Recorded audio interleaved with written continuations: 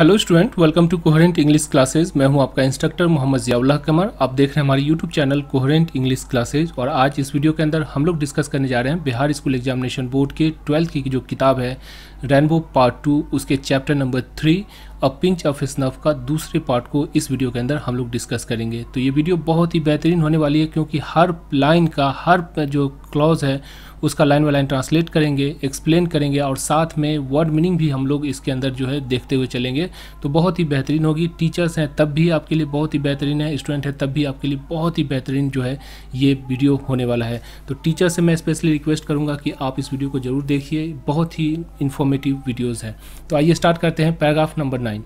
I was waiting on the platform, मैं platform पे प्रतीक्षा कर रहा था। When the train came in, जब ट्रेन आई, यानी जब ट्रेन आई स्टेशन पे आके लगी, तो उस वक्त मैं क्या कर रहा था, ट्रेन पे वेटिंग कर रहा था। मतलब कि प्लेटफॉर्म पे मैं वेटिंग कर रहा था, मैं उस पर प्रतीक्षा कर रहा था प्लेटफॉर्म पे। नानू काका स्टूड, नानू काका खड़े थे। मतलब जो ट्रेन आई तो नानू काका कहाँ खड़े थे, इन द डोरवे, डोरवे का मतलब होगा जो दरवाज़ा जो होता है ना, उस पर खड़े थे। Of the second class carriage, carriage का मतलब जो बॉगी होता है, जो डिब्बा होता है, उस जो सेकेंड क्लास का मतलब जो रिजर्वेशन वाला जो बॉगी होता है उसके दरवाजे पे खड़े हुए थे। ठीक है।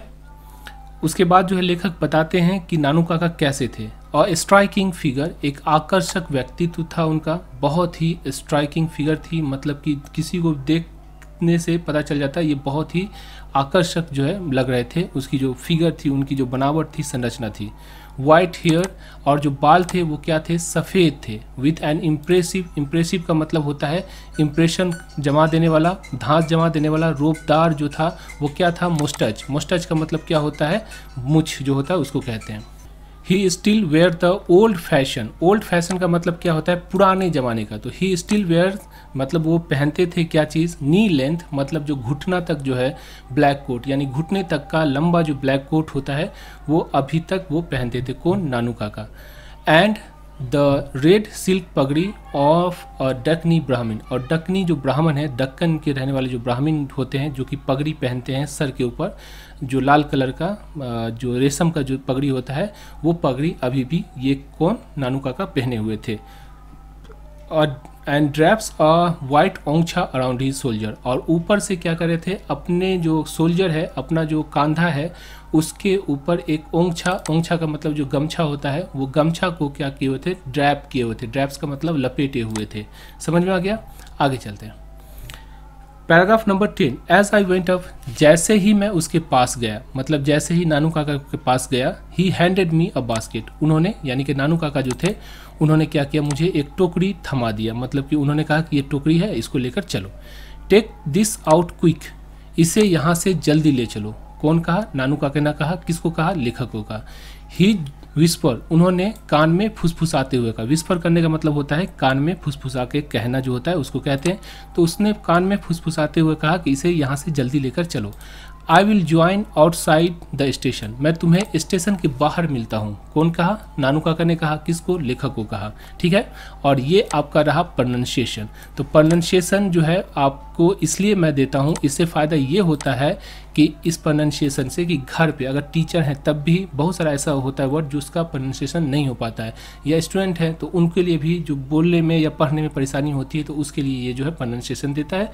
एक किताब है हमारी कोहेरेंट इंग्लिश क्लासेस की तरफ से चलती है, रेनबो स्नैपशॉट पार्ट 2, जो कि पूरे बिहार में पोस्ट ऑफिस के माध्यम से जाती है। अगर टीचर है आप इसको मंगवा सकते हैं और घर पे बैठकर जो पढ़ाई कर सकते हैं, या किसी बच्चे को पढ़ाने में जो आपको बहुत ही सुविधा होगी। और स्टूडेंट के लिए भी बहुत ही बेहतरीन किताब है, क्योंकि जब तक आप पढ़िएगा नहीं लाइन बाय लाइन ट्रांसलेट करके, और जब तक जबान नहीं खोलिएगा, मुंह नहीं खोलिएगा, तब तक आप जो है इंग्लिश नहीं सीख पाइएगा। और इंग्लिश की जो डर है वो आपको हमेशा ज़िंदगी भर रहेगी। ठीक है। आगे चलते हैं। Paragraph number 11। I asked no question, मैंने कोई सवाल नहीं किया। किसने, मतलब जो नानू काका के जो भांजे थे लेखक, उसने कोई सवाल नहीं किया। आई आस्क्ड नो क्वेश्चन, मैंने कोई सवाल नहीं किया। Tuck the basket under my arms, tucked का मतलब होता है मतलब चाँप लेना, तो चाँप लिया बास्केट अंडर माई आर्म, मतलब मेरा जो बाँव था, मेरा जो मेरा जो बगल था उसके अंदर हमने क्या किया, बास्केट को चाँप लिया। एंड टर्न ओनली, और जो है क्या किया, टर्न ओनली मतलब जैसे ही मुड़ा ही था। एंड टर्न ओनली का मतलब क्या हुआ, मैं पलटा ही था। To bump into enormous Marwari women, और जैसे ही मैं पलटा उसी वक्त क्या हुआ, एक इनॉर्मस का मतलब होती है बड़ी सी, हट्टी खट्टी जो मोटी होती है उसको कहते हैं। तो एक इनॉर्मस मरवाड़ी वीमेन जो थी, एक जो मरवाड़ी औरत थी, उससे क्या हुआ, बम्प इनटू का मतलब होता है कि जाके टकरा जाना, टक्कर खा गया मैं। Who had her head cover in well, और उसने, वो जो मरवाड़ी औरत थी उसने क्या किया था, अपना जो हेड है, हेड का मतलब क्या होता है, मतलब जो सर है, कवर किए हुआ था, मतलब छुपाए हुआ था, इन वेल, वेल मतलब बुर्का, पर्दा या फिर जो आंचल होता है सबको जो है वेल कहते हैं, ठीक है। तो उसने अपना जो है सर जो है वो दुपट्टे से या फिर जो है आंचल से छुपाई हुई थी। कौन? मरवाड़ी औरत। समझ में आ गया? आगे चलते हैं। अगर आपको किताब मंगवाना तो इस नंबर पे 9065829862 पे कॉल कर सकते हैं। हम लोग इस पीडीएफ को भी हम लोग जो है मतलब अगर टीचर हैं तो आप पीडीएफ भी मंगवा सकते हैं कोचिंग के लिए, तो आप कॉल करके अधिक जानकारी ले सकते हैं। But my apology were drawn by the strange sound emanating from the basket, पर मेरी जो माफ़ी का जो सिलसिला एक अजीब आवाज़ से भंग हुआ जो टुकड़ी से निकल रही थी। मतलब कि जैसे ही उसने, लेखक ने मरवाड़ी औरत से टक्कर खाया तो उसने माफ़ी मांगना स्टार्ट कर दिया उस औरत से। तो माफ़ी का सिलसिला चल ही रहा था, तभी एक जो है आवाज़ निकली जो टोकरी से आ रही थी। उसने क्या किया, ये माफ़ी के सिलसिले को रोक दिया। The protest of outrage kitten, एक बिल्ली के बच्चे का उपद्रव। प्रोटेस्ट का मतलब होता है उपद्रव, प्रदर्शन जो होता है, प्रोटेस्ट करना मतलब धरना प्रदर्शन जो होता है उसको भी कहते हैं। तो एक बिल्ली का बच्चा था बास्केट के अंदर जो उपद्रव मचा रहा था, उसकी वजह से जो है वो जो माफ़ी मांग रहे थे लेखक औरत से, वो सिलसिला टूट गया। स्टॉप्ड म्याऊ म्याऊ, छटपट माओ माओ करके, मतलब कि जो बिल्ली का बच्चा जो है छटपटा रहा था, म्याऊ म्याऊ कर रहा था, इससे जो है वो माफ़ी का सिलसिला टूट गया। Paragraph number 12, I ducked and ran and mingled with the crowd, मैं पटक कर दौड़ कर भीड़ से जा मिला। एंड एक्सक्यूज का मतलब क्या होता है, सर जैसे आप मान लीजिए कि आपने देखा आपके सर, आपके जो है सो बदन पे मान लीजिए कोई कॉकरोच आ जाता है तो क्या करते हैं, आपके बदन पे कॉकरोच गिर जाता है तो क्या होता है, आप जो है सर को, हाथ को झाड़ते हैं, बदन को झाड़ते हुए, तो उसको कहते हैं एक्सक्यूज करना, ठीक है। तो वो जो है बिल्ली के बच्चा को जब देखा कि बास्केट में है तो उसने क्या किया, I ducked and ran and mingle with the crowd, मैं डक्ट किया, डक्ट मतलब पटक कर, मैं जो बास्केट था उसको पटक दिया, एंड रैन और दौड़ गया, and mingle with the crowd और जो है भीड़ से जा मिला, मतलब उसको बास्केट को वहीं पर छोड़ा, दौड़ कर भीड़ से जा मिला। And squeeze through the gate in the wake of Sikh marriage party, और एक सिख जो था उसकी मैरिज पार्टी चल रही थी, उस गेट पे जाके, यानी इतना जो है हड़बड़ाते हुए दौड़ते हुए मैं उस सिख की जो मैरिज पार्टी का जो गेट था उस पर जो है हाथ, जो बदन है उसको झाड़ते हुए, एक्सक्यूज करते हुए, झाड़ते हुए, एक्सक्यूज का मतलब क्या होता है, झाड़ते हुए मैं वहाँ पे जो है जा पहुँचा। पैराग्राफ नंबर 13, नानू काका टुक अ लॉन्ग टाइम, नानू काका ने बड़ी देर लगा दी, और नानू काका जो कि ट्रेन से बाहर निकले थे वो बड़ी देर लगा दिया, ट्रेन के अंदर ही अभी थे, स्टेशन के अंदर ही थे। The station yard was nearly empty, और स्टेशन का जो यार्ड था यानी जो अहाता है, स्टेशन का जो आंगन है जहाँ पे लोग आते जाते हैं, वो नियरली मतलब लगभग जो है एम्प्टी हो गया था। एम्प्टी का मतलब होता है खाली हो जाना, तो खाली हो गया था। And the last tonga had gone when he emerged, और जब वो इमर्ज हुए मतलब सामने आए, दिखाई दिए, ट्रेन मतलब स्टेशन से बाहर आए, तो जो लास्ट टोंगा था यानी जो टांगा था लास्ट, वो भी गॉन मतलब चला गया, मतलब जो लास्ट टांगा था वो भी चला गया, तब जाके जो है नानू काका बाहर आए। Escorted by forming ticket checkers, और एस्कॉर्टेड का, एस्कॉर्ट करना मतलब जैसे आप प्रधानमंत्री को एस्कॉर्ट कर रहे हैं तो जो पुलिस फोर्स होता है उसके साथ साथ जो चलता है उसको कहते हैं एस्कॉर्ट करना, मतलब कि कोई साथ साथ आपके चले, कोई आपका हेल्प करे, आपको रास्ता दिखाए, तो उसको क्या कहते हैं, एस्कॉर्ट करना। तो एस्कॉर्टेड बाय अ फॉर्मिंग टिकट चेकर, यानी कि जो फॉर्मिंग का मतलब होता है चापलूस, तो चापलूस जो टिकट चेकर था, जो टीटी था, उसके साथ ये चल रहे थे। कौन? नानू काका। समझ में आ गया? आगे चलते हैं। No room in the third class, तृतीय श्रेणी में कोई जगह नहीं थी, मतलब कि जो चालू बोगी थी उसके अंदर कोई जगह नहीं था। And they would not issue second class ticket without reservation, और विदाउट रिजर्वेशन के जो है, बिना रिजर्वेशन के आप सेकेंड क्लास डिब्बा में नहीं जा सकते, रिजर्वेशन वाली डिब्बा में नहीं जा सकते हैं। तो वही जो है नानू काका समझा रहे थे टीटी को कि थर्ड क्लास में कोई टिकट नहीं, मतलब कि कोई जगह नहीं थी, और सेकंड क्लास में विदाउट रिजर्वेशन के जो है सो सीट नहीं मिल रही थी, इसलिए हमें क्या करना पड़ा। नानू काका एक्सप्लेन, नानू काका ने समझाया, as he came up to meet me वो हमसे मिलने आए हैं। नानू काका ने कहा कि ये मेरा भांजा है, इससे मैं मिलने आ रहा था और 3rd क्लास में रिजर्वेशन मतलब जो चालू बॉगी है उसके अंदर कोई जगह नहीं थी, तो इसीलिए क्या कहता है, I had to travel second on a 3rd class ticket. इसीलिए मजबूरी में क्या हुआ कि करना पड़ा 3य श्रेणी की टिकट पे 2य श्रेणी में यात्रा। मतलब नानू काका समझा रहे थे टीटी को कि मजबूरी थी, जो चालू बॉगी थी उसके अंदर जगह नहीं था, इसीलिए हमने चालू बॉगी का जो टिकट कटवाया था, लेकिन रिजर्वेशन में हम जो है उसमें चढ़ गए क्योंकि मजबूरी था। समझ में आ गया। But it was all arrange quite amicably, पर सारा कुछ बड़े ही मैत्रीपूर्ण भाव से निपट गया। एमिकेबली का मतलब क्या होता है, बहुत ही प्यार मोहब्बत से, समझे, तो मैत्रीपूर्ण भाव से।